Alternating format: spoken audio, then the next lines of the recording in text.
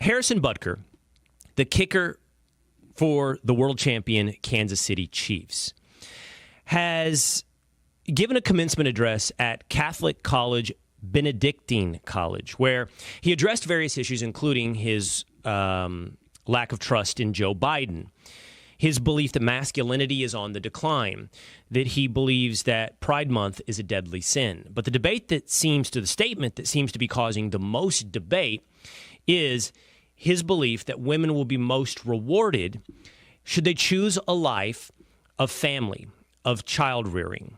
Here is what Butker had to say at Benedictine. For the ladies present today, congratulations on an amazing accomplishment. You should be proud of all that you have achieved to this point in your young lives. I want to speak directly to you briefly because I think it is you, the women, who have had the most diabolical lies told to you. How many of you are sitting here now, about to cross this stage, and are thinking about all the promotions and titles you are going to get in your career? Some of you may go on to lead successful careers in the world, but I would venture to guess that the majority of you are most excited about your marriage and the children you will bring into this world. I can tell you that my beautiful wife, Isabel, would be the first to say that her life truly started when she began living her vocation as a wife and as a mother. I'm on this stage today and able to be the man I am because I have a wife who leans into her vocation. I'm beyond blessed with the many talents God has given me, but it cannot be overstated that all of my success is made possible because a girl I met in band class back in middle school would convert to the faith, become my wife, and embrace one of the most important titles of all, Homemaker. There you go, one of the most important titles of all. I hear in that full context and that full cut him celebrate the role of wife and mother. I hear him say that it is one of the most fulfilling life choices that a human being can make, and only one gender has the capability of making, wife and homemaker. I hear him celebrating that in a way that is somewhat indistinguishable from a Mother's Day card, which we just celebrated a few days ago on Mother's Day. But others have heard, stay in the kitchen, be a homemaker. Harrison Butker, sexist. That is the distillation for most in the mainstream media and has turned into the debate at the kitchen table. It's how it's been internalized by many in society. So this broke out into a bit of a debate, a conversation. Pre-show here on the Will Kane Show. I want to bring in the fellas, the Willisha. I want to bring in Tinfoil Pat, Two-A-Days Dan, and Young Establishment James. I think we had a very fascinating conversation. Now, if I'm being real with the audience, ideally, we would have with us on right now a woman who disagrees with the point of view that I will hold and that was held by Harrison Butker.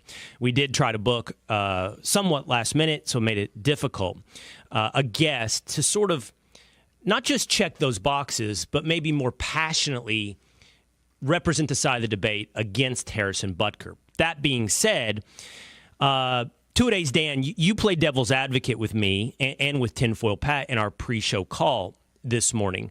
And you were like, I don't know that I can recreate this, and I don't know that I want to. And I said, listen, man, you brought up a lot of legitimate points, but more importantly, you brought up points that you are hearing, that you're single, although you're engaged, in New York City, are hearing from, let's call it 25 to 35-year-old women. And I do want you to try to recreate our pre-show call. I do want you to play devil's advocate with me because I've made this clear not just yesterday, and I will make it clear today, but I've had this same conversation over months, if not years, here on the Will Kane Show about not just that this role should be celebrated, but it's the most fulfilling and important role in society. And somehow that celebration is reduced to regressive 1950s stay in the kitchen, says Harrison Butker. Well, the things I was hearing and seeing, and obviously I'm not speaking from just what I saw out there, but it started off as, don't tell me what to do. Who are you to tell me what to do and what to do with my life? That's okay for you and your wife and your life and your family, but to sit there in front of young women who just graduated from college and busted their butts for 4 years and are just about to start their career. What is wrong with having a career? What is wrong with striving for that and having financial independence and things like that? Okay, let me address several of those things at the same time. Okay, first, on the individual level, he is speaking to his experience and the not just fulfilling role for his wife, but for their family and for his career that was capable by picking such a life partner. And he was making a statement individually that he suspects many of those young women individually in their lives will find that the most fulfilling thing they ever do in that life is become a homemaker and a mother. Now, here's the problem. It's impossible to stop at individual. You have to expand it to societal, right? Because you say, well, how could that be? Because for the past half century, little more than a half a century, I do believe that Harrison Butker is right, that women have been told a lie, that the most fulfilling thing, like the height of achievement, is to do all the same things that were celebrated for men. It's to go into careers, it's to rise up the ladder, it's to make the big money. And what he's saying is, that is not the most fulfilling thing. And I suspect that many of the people don't like what he has to say because that's the moment in the life where they exist. So what I'm getting at is, I think a lot of 25 to 35-year-old women hate this. And those same 25 to 35-year-old women, not all of them, but a lot of them will go, you know what? I find it a lot more fulfilling to raise my kids. I don't know that I need that promotion. I need that raise. I don't need that affirmation from my boss. It doesn't provide me the same thing as raising productive human beings does. And so what I'm telling you societally is they've been sold, and I think Harrison Butker is saying this, a bill of goods that somehow being a homemaker is less than. See, that's undergirding the entire conversation.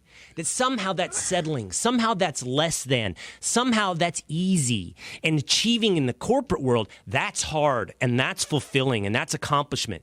And he's pushing back going, no, you've got your priorities inverted. And I do believe that to be the case. That we as a society have what we celebrate inverted. I cannot be a mother. I cannot be that in my life. And you know what? Those that can should be celebrated for doing so. But why is it the role, they're saying, why is it the role of just the man to be celebrated for a career and to provide? What if the role was reversed? Why couldn't, a man stay home and provide that same type of care for the family? I know when there's a baby, it's way different. But it's kind of like they're saying you can do both. A woman could do both. You can have a career and strive at that and be a mother and a homemaker as well. All right, two things. You made two arguments. I want to address them both. Let's start in reverse order. Can you do both? Well, here's the thing. Like Sheryl Sandberg, who was at Facebook, right? She write a book called You Can Have It All? And a lot of women believe this, and some accomplish it. It's true. Some do, quote unquote, have it all. But energy and time are finite. That doesn't have anything to do with gender. It's simply what you give to A, you cannot give to B. So the idea that you are going to be able to have it all, I think, is a lie. There are going to be compromises. And I find this fascinating for women often. Here's the truth. A lot of homemakers have a guilt that they didn't achieve their big purpose in life because they've bought into the thing that's been preached for 70 years or so, that what is a fulfilling life is a career. So a lot of women that stay at home, feel often well, I didn't amount to much, which I think is absurd because raising human beings is the biggest thing you could ever amount to. But then on the flip side, a lot of women that work really hard and have careers, I know as well, often feel guilt for the time they're not capable of giving their children. That's real. That is what's happening out there. And oftentimes they outsource it, right? You get nannies and help, and which I think is also an interesting thing because, again, that's the most important job. So you outsource that one. So I don't know, just understanding, just being real about, is it physics, time, and energy? It's they're finite. They're not unlimited resources. So I don't know that realistically this idea you can have it all is anything more than a dream that on occasions you seem to find exceptions for. And then the first argument you made is, why can't the roles be reversed, you know? And the answer to that is this. They probably can be as exceptions. But let's also be real and recognize history. Throughout human history, the role of men has been provider. They go out, they hunt, they kill, they build, they bring home the bread. And they are important to a child's life. We know that statistically and we know that spiritually. But the way they're important is different than the way that a woman is important. This is why families are the basic societal foundational structure, because both are necessary. When I say necessary, you can find success where it's not the case, right? Single mother, whatever it may be. But ideally, both providing different things to a family is necessary. And if you flip it, you know, I do think, I'm not saying it's impossible, but you're swimming against the tide of human history, right? For the man to be the primary homemaker, he doesn't have everything a woman has. Well, look, man, to be real, we're not as empathetic. We're not as patient. We're not a lot of things. And you're going to find individual exceptions. But there are things that we're not. We are more, I can speak to, I'm more logic and reason based versus emotion and nurturing based. And so if you flip it, I'm not saying you can't be successful, but just recognize what you're doing. You're swimming against the tide of human history. Now, I know that you're going to say this, Dan. I think you're going to say it. But that's evolution. That's progress. That's exactly what I was going, and that's what I heard from, and I was speaking about this with my fiance too, and you know, she has a great career and very successful, and she worked very hard at it. And the point is that it's like we can't evolve from those traditional roles. And even going back further, you can have a career and maybe not get married, maybe not have children. There should be nothing wrong with that. It's not defined as you can't just be like, hey, you know, you are in this position because of who you are, and you should find happiness only by being a homemaker or mother, is kind of the argument that they're going with. There are other things. There are careers. It's fulfilling to have a career and to work hard at it and put something to your own name. It is not as fulfilling. I mean, I know I'm not speaking as an individual. I'm not a parent. It so is not as fulfilling as raising a family. Right. And I told you guys this. I love this crew. I love this show. This show is very important to me on an individual, not ambition-based level, but for a lot of reasons. I get to have real conversations. I get to have real debate. I am entrepreneurial by nature. I want to build things. You guys know that about me, and what I appreciate about you guys, you three, is you're entrepreneurial. Every day we talk about how can we grow, what can we do, how can we make this show better. None of us are mailing this in. This is not just a collect the paycheck job for any of us. But I said to you, Dan, and I think I would say Tinfoil Pat has 7 kids. You know, young establishment James isn't there yet. Nothing we're doing here comes close to the fulfillment of raising a family. It just doesn't. And again, this means the world to me, this show, but nothing compared to raising my family. And so I just think, like, why have we elevated careerism to the top of the hierarchy pyramid? And I also think it's a little bit, here's another thing, Dan. I've been there. We're at different stages of life. Mm-hmm. You know what I mean? Right. When you're 30, it feels like the most important thing in the world. Yep. Right? And I think that a lot of women who are making that choices now will make different choices for themselves. Maybe even your fiance, Dan. I don't know if she will or she won't. But when that moment arrives and she's got a 18-month-old or a 9-month-old, and she's sitting there going, what's a valuable fulfillment expenditure of my time? Is it going to be that affirmation from a boss, even that personal sense of achievement? Or is it going to be ensuring that this person has everything that I can give this person? Yeah, and that's what she... And one more thing, Dan. Yep. One more thing. There's undergirding something that I hear you saying is also judgment. It's like people don't like to be judged. Yes, right? exactly. Yep. And Harrison Butker is making a broad-based societal observation, and he is celebrating a certain choice. We do that all the time. You know what I mean? Like, to tie in Pride Month, isn't that what Pride Month is? It's like, we're going to celebrate. We may not here on the Will Cain Show. We may not in certain ideological camps, but certainly society has chosen to celebrate certain life choices, right? Mm-hmm. And does that mean that everyone else should feel judged because certain people are celebrating a certain choice for themselves? He's celebrating something, and how everyone else who's like, well, I don't fit your celebration, so I feel judged, and you should shut up, and you shouldn't be celebrating that bigot. Go back to the 1950s.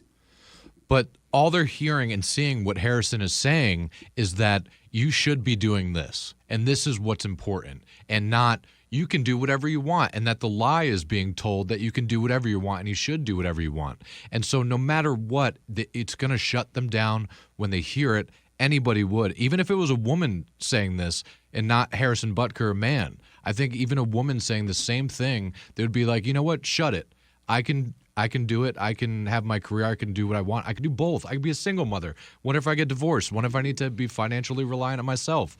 You know, all those things. So I think no matter what, it gets shut down right away. I get your argument about divorce and financial independence. You know, I truly do get that. And I think there's even a deeper conversation. Like, if women feel insecure that if I get a divorce and I've put my career on hold for a decade, how am I going to be a provider for my children? Well, this is where it's like, well, we should have a conversation about divorce and child payment. You know, if a man is a provider, he has to continue to be a provider. If the woman set aside being a provider to take on this, as Harrison Butker described it, vocation. I have one more thought, but I just want quickly, you know, from the side of a man who has 7 children, tinfoil Pat, and from the side of a man who has no children and no fiance and no wife, young establishment James. Hey. Guys, just give me your quick 30 seconds to what Dan's playing devil's advocate, and he's sharing with us a lot of things that he's hearing, and I appreciate that from two-a-days. But really quickly, what is your response, tinfoil? Being in similar circles to Butker, he's definitely speaking of his experience more than, and to a certain group of people more than to the out group of average Americans. So that's interesting. You know, he's giving it at Catholic college, Benedictine. Yeah, that's interesting. Like he's talking to people that to some extent have these beliefs. What about you, young establishment? I think just based on some of the online responses, they're kind of responding not to the video itself, but to criticism of the video. And I think as a dude, it's just kind of your responsibility to bring in enough that you give your spouse the option to do what she wants. Well, can I just say one last thing, Will? It's hard. I mean, in this economy, too, that we're in right now, double income is kind of necessary just to raise even one kid. Yeah. So, I mean, it's tough. Yeah.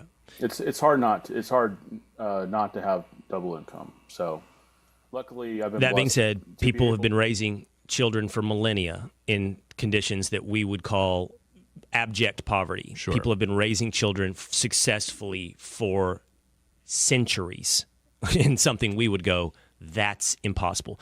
I want to make 2 statements. First, one, Dan, I really appreciate you playing devil's advocate. I want these ideas challenged. This is what I want this show to be. Second, as I often do, I tie in where my brain has been. I told the audience, I've been watching Shogun on FX on the recommendation of Nerdrotic, and I really liked it. I liked it to the extent that I really wish I would have read the 1970s book from James Clavell. But anything that makes me think, and Shogun has a level of philosophy underneath that I think is fascinating. It's about an Englishman in the late 1500s, early 1600s that comes to Japan and encounters a totally foreign culture, right? And he, although he's devoutly religious and he's sort of a warrior for Protestantism, encounters a society that is very, very duty and role based, right? This is what Japanese culture, feudal Japan, even today is. This is a fulfilling life. This is what they argue. Like, to do your duty, that is a fulfilling life. And he's like, to the extent of committing suicide, right? You must commit suicide in this certain situation, seppuku, I think that's how they call it, seppuku, because it is your duty to your Lord. It is your duty in this life, whatever it may be. And the Englishman is like, talks about freedom, you know, and he's like, but you're a human. You should be free. You shouldn't be bound by all these, in his mind, alien and abstract, unsaid rules. And then the main female character says something like, but once you've achieved all that freedom, how do you get free of yourself? And I think there's something in the West where our pursuit of freedom, and I believe in freedom, and I think man free is unleashed incredible things. But in our pursuit of freedom, we become slaves to the self. It's like ultimately also freedom is being free of you, your hedonistic desires, your wants, your passions, your momentary flirtations. This is where spiritualism comes in. But there's an element here of understanding as well. There are duties as a human being, and any soldier, any athlete who's done his job knows the fulfillment of not just freelancing, but of doing your duty. And I just think that's a balance we have to consider in a society that's always like, go be you, fulfill you. You can have it all. You might wake up at the end of that pursuit of freedom totally a slave to yourself.